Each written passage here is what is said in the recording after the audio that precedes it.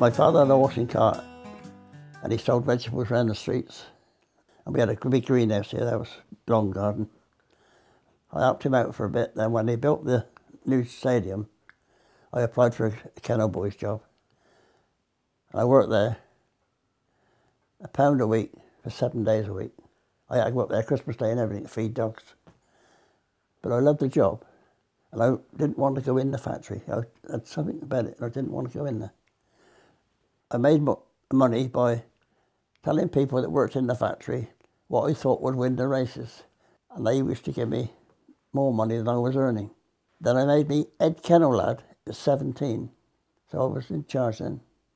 But the labour exchange in them days was empty. More work, you know, I wouldn't know. So the manager there then sent me to the press steel. I said, I don't want to go to the press steel. I said, I've got a job. He said, I'm not asking you to go. I'm telling you to go. There's war work in the factory and you've got to go. I hated it. Then they offered, I had my medical for the army. I was called up to Colchester on April the 1st, April Fool's Day, 1943, in Colchester, Oxford and Bucks Light Infantry. On Christmas Day that year, I landed in North Africa, chasing Rommel, and then from then over to Italy and so on. I was in Italy till 46, and I came home.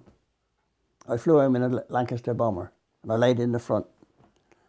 And it took 6 hours to get home. And that was it. And I knocked on that door. My mother was in the kitchen. And she opened the door and she said, oh, return of the prodigal son. They hadn't seen me for 3 years. Everybody said I was good looking, but I was not boasting, but I got a photograph in there, which I am by post. I had no problem in getting a girlfriend, but I was big-headed. I would date one and then date another one and then I married the wrong one.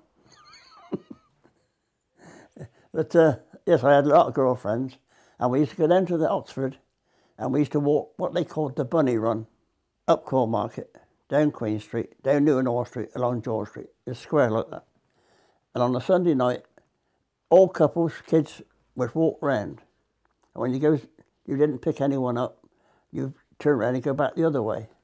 So then it was fine. And you would always chat somebody up and then say, well, we'll take you to the pictures. I was 12, 13-year-old before they told me I was adopted. But other kids told me at school. And my mother said, don't believe them. Because she was frightened I would say, I want my real mother. But I didn't. But when she told me, I said, no, you're my mother. Oh, she said, thanks God for that. And I couldn't have had better parents. They were beautiful.